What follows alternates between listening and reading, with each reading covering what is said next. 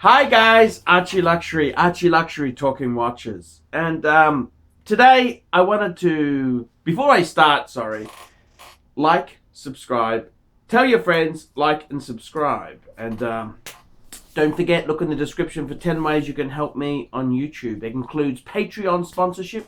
Send a small amount each month to keep me employed. I've got a for sale section. I've just updated my for sale section. Come on guys, work with me, not against me. Today's question is, could the wristwatch market collapse? Disappear? Very interesting question. Can the collectible wristwatch market, could the collectible wristwatch market collapse, disappear, vanish off the face of the earth? Very interesting question. Very interesting. And, we find it very hard to have a crystal ball and know the answer. This is a very scary scenario because we as watch collectors, we always bank on watches being, we love our hobby.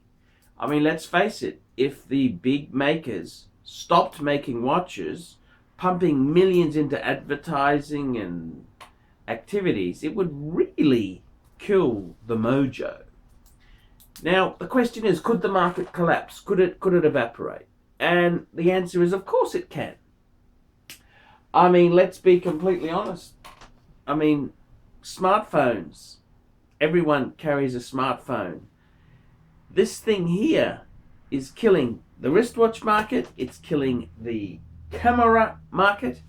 It's killing so many markets there. These things here are more powerful than a PC. These are much more powerful than a PC from the 90s. And it's a very scary thing, and it's progress. Could the wristwatch market evaporate, disappear? Yes, it can. Yes, it can. It can disappear.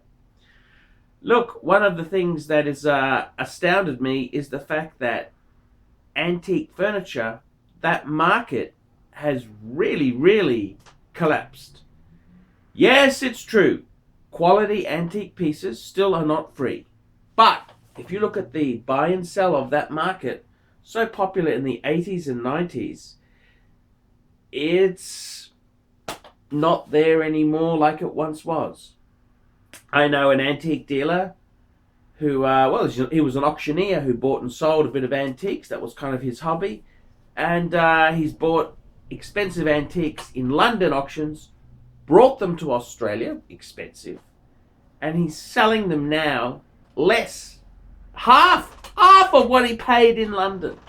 So you factor in the shipping costs, the holding costs for 20 years, and not a good proposition at all.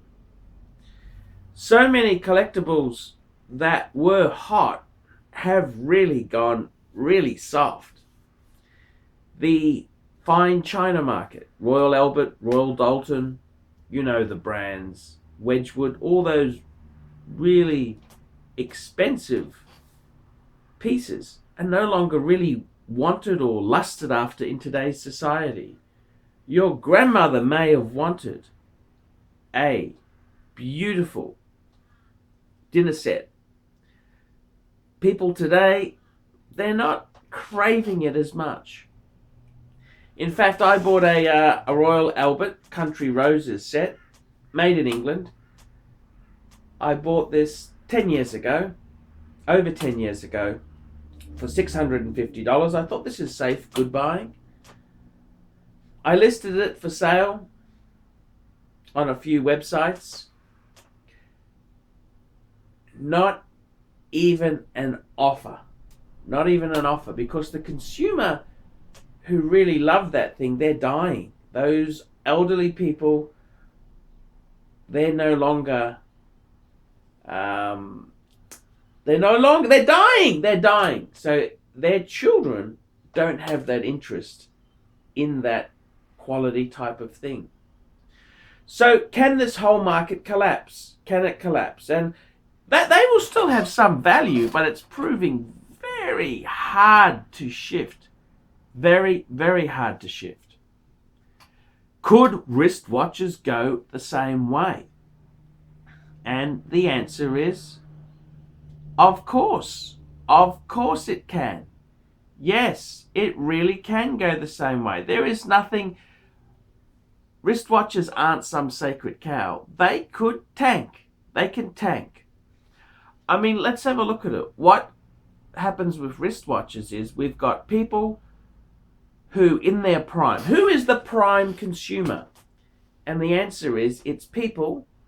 It's men. Wristwatches are for men in the age group 35 to 55.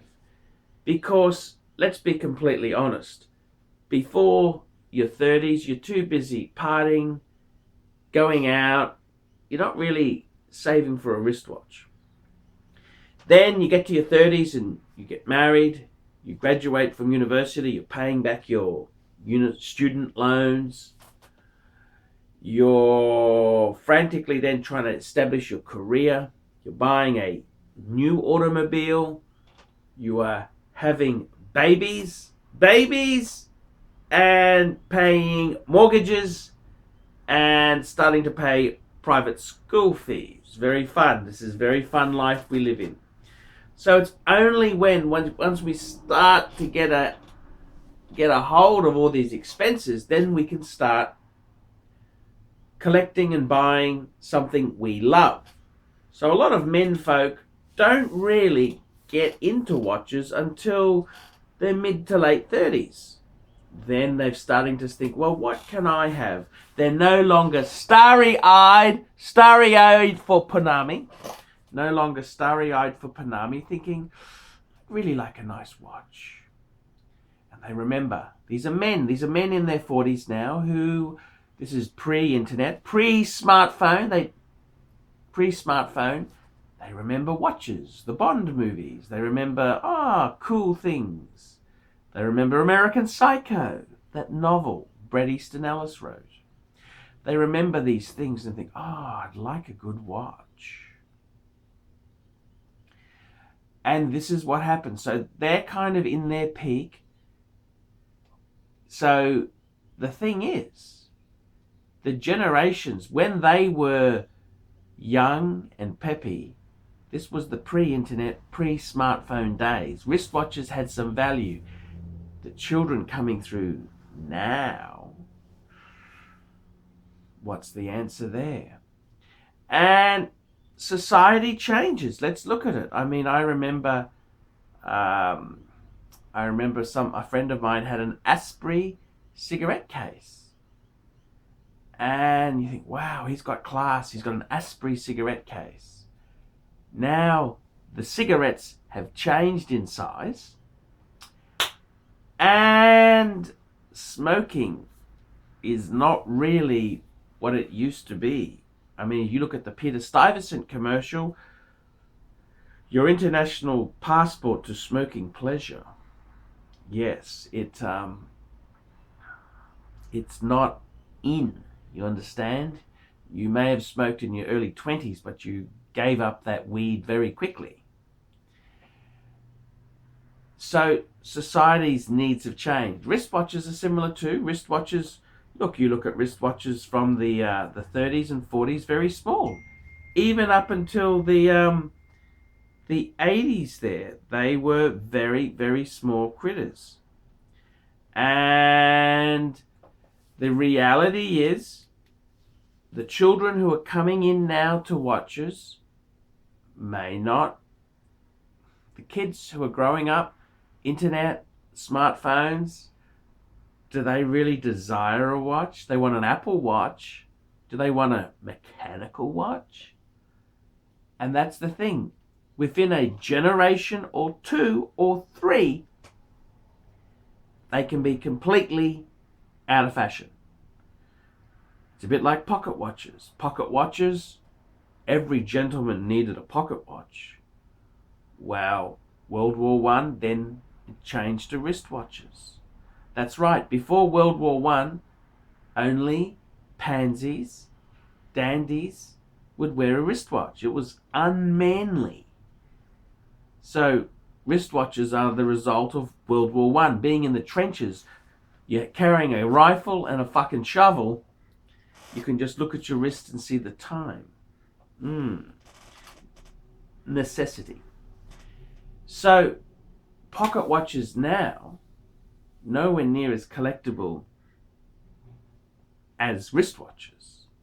So can these things die? Can they die? You bet your goddamn ass they can die. All of these things can die. People aren't buying the same things they were before. Consumer habits change, buying patterns, the whole psyche changes. It's like with classic cars, automobiles. The ones that are popular now are the ones that 40 to 50-year-old men lusted after in their younger days. That's kind of, you're talking 80s classics. 80s classics. You're not talking 50s classics. See, back in the 80s, those men, 40 to 50, who could afford a car from the past, they wanted cars from 20 to 30 years before. Jaguar XK120, XK150, E-Type, those sort of things. Now, that's not to say they're not still valuable, but the number of people lusting after them is changing. The market is changing because people lust after things they really lusted after when they were a kid or a teenager. So can wristwatches disappear? Could it disappear? Well, in 2 or 3 generations, they could become a relic. And if the Japanese and the quartz revolution didn't kill off the Swiss industry, maybe generational change will. That's right. Look at how quickly typewriter companies went out of business. Olivetti, they adapted into computers but didn't quite get the mix right. Gone.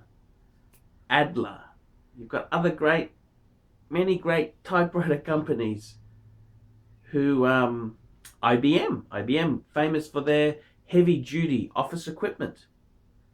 You were really a successful business. You had an IBM golf ball typewriter. They were expensive piece of kit.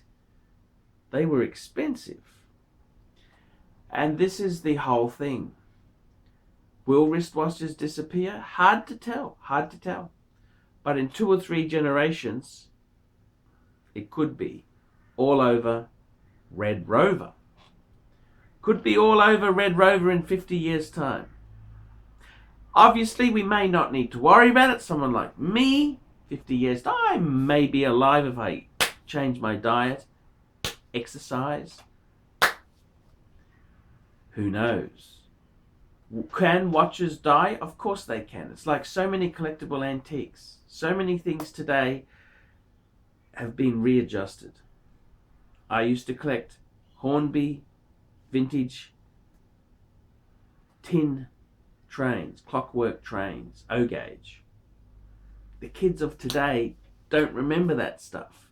Sorry, the 30-year-olds of today didn't have that stuff. That's my parents' era. So the collectability and desirability is, sure, they are still a very lovely, beautiful thing, but you've got to have a market of people who lust after these things to push the collectible market up. Could watches die? Stranger things have happened. But buy good things, buy nice things, you'll get enjoyment out of it. I'm Paul Pluta. This is the Archie Luxury Channel. You tell me if wristwatches could vanish.